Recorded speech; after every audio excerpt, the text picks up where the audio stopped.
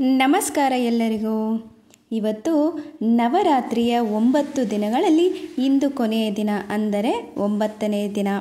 ಈ ದಿನದ ವಿಶೇಷತೆ ಹಾಗೂ ಉಡುಗೆ, ನೈವೇದ್ಯ ಮತ್ತು ಪೂಜೆಯ ಸಮಯದ ಬಗ್ಗೆ ಈ ಒಂದು ವಿಡಿಯೋದಲ್ಲಿ ತಿಳಿಸುತ್ತಿದ್ದೇನೆ. ದಯವಿಟ್ಟು ಪೂರ್ತಿ ವ್ಲಾಗ್ನ ನೋಡಿ. ಇಷ್ಟ ಆದರೆ ಲೈಕ್, ಶೇರ್, ಕಮೆಂಟ್ ಜೊತೆ ನನ್ನ ಚಾನಲ್ನ ಸಬ್ಸ್ಕ್ರೈಬ್ ಮಾಡಿಕೊಂಡು ಸಪೋರ್ಟ್ ಮಾಡಿ. ನವರಾತ್ರಿಯ 9 ದಿನಗಳಲ್ಲಿ ಇಂದು 9ನೇ ದಿನ.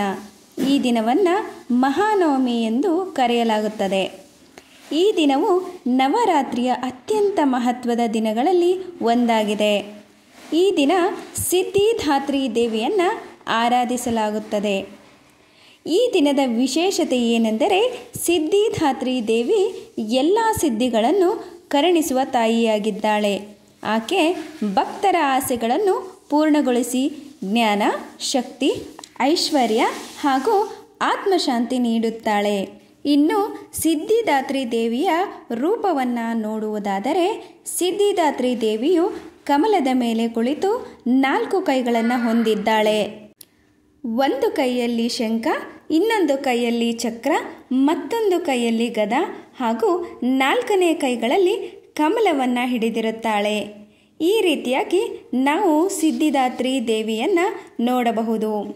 ಇನ್ನು ಪೂಜಾ ವಿಧಾನ ಯಾವ ರೀತಿಯಾಗಿ ಪೂಜೆ ಮಾಡಬೇಕೆಂದರೆ, ಕಲಶ ಪೂಜೆಯನ್ನು ಮಾಡುವವರು ಕಲಶದಲ್ಲಿ ಗಂಗಾಜಲ ಹಾಗೂ ಮಾವಿನ ಎಲೆಯನ್ನು ಇಟ್ಟು ಪೂಜಿಸಬೇಕು.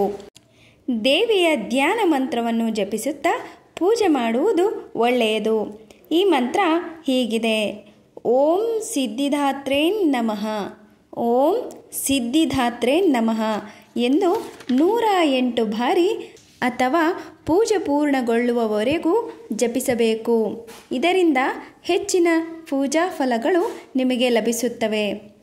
ಸಿದ್ಧಿದಾತ್ರಿ ದೇವಿಯನ್ನು ಪೂಜಿಸುವಾಗ ತೆಂಗಿನಕಾಯಿ, ಬೆಲ್ಲ ಮತ್ತು ಇನ್ನಿತರ ವಸ್ತುಗಳನ್ನು ತಾಂಬೂಲ ರೂಪದಲ್ಲಿ ಇಟ್ಟು ಪೂಜಿಸಬೇಕು. ಅದಷ್ಟೇ ಅಲ್ಲದೆ ನೈವೇದ್ಯಕ್ಕೆ ಕಡಲೆಬೇಳೆ ಪಾಯಸ ಅಥವಾ ಅಕ್ಕಿ ಪಾಯಸವನ್ನು ಅರ್ಪಿಸಬೇಕು. ಈ ನವರಾತ್ರಿಯ ದಿನ ನೀವು ಯಾವುದೇ ರೀತಿಯ ಅಡುಗೆ ಮಾಡಿದರೂ ಅದರಲ್ಲಿ ಕಡಲೆಬೇಳೆ ಪಾಯಸ ಅಥವಾ ಅಕ್ಕಿ ಪಾಯಸವನ್ನು ಸೇರಿಸಿ ಅಡುಗೆ ಮಾಡಿ ನೈವೇದ್ಯ ಮಾಡುವುದು ಒಳ್ಳೆಯದು. ಕೆಲವು ಕಡೆಗಳಲ್ಲಿ 9 ಕನ್ಯೆಯರಿಗೆ ಅನ್ನ ಸಂತರ್ಪಣೆ ಮಾಡಿ ಪೂಜಿಸುವ ಸಂಪ್ರದಾಯವೂ ಇದೆ.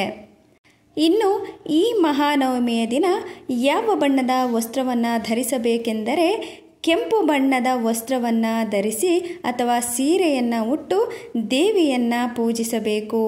ಅದಷ್ಟೇ ಅಲ್ಲದೆ ದೇವಿಗೂ ಕೂಡ ಅದೇ ಬಣ್ಣದ, ಅಂದರೆ ಕೆಂಪು ಬಣ್ಣದ ವಸ್ತ್ರವನ್ನು ಧರಿಸಿ ಪೂಜೆ ಮಾಡುವುದರಿಂದ ವಿಶೇಷ ಫಲ ದೊರೆಯುವುದು ಎಂದು ಪುರಾಣಗಳಲ್ಲಿ ಹೇಳಲಾಗಿದೆ.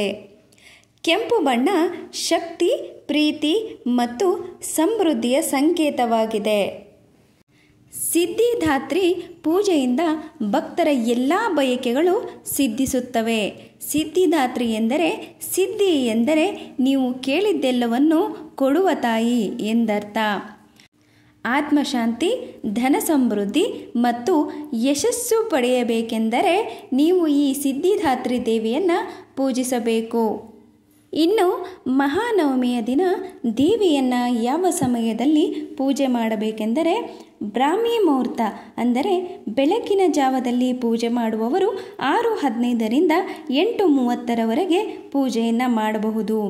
ಅಭಿಜಿನ್ ಮುಹೂರ್ತದಲ್ಲಿ ಪೂಜೆ ಮಾಡುವವರು 11:45ರಿಂದ 1:15ರವರೆಗೆ ಪೂಜೆಯನ್ನು ಮಾಡಿಕೊಳ್ಳಬಹುದು. ಇನ್ನು ಸಂಜೆ ಸಮಯದಲ್ಲಿ ಪೂಜೆ ಮಾಡುವಿರೆಂದರೆ 4:30ರ ನಂತರ ಪೂಜೆಯನ್ನು ಮಾಡಿಕೊಳ್ಳಬಹುದು.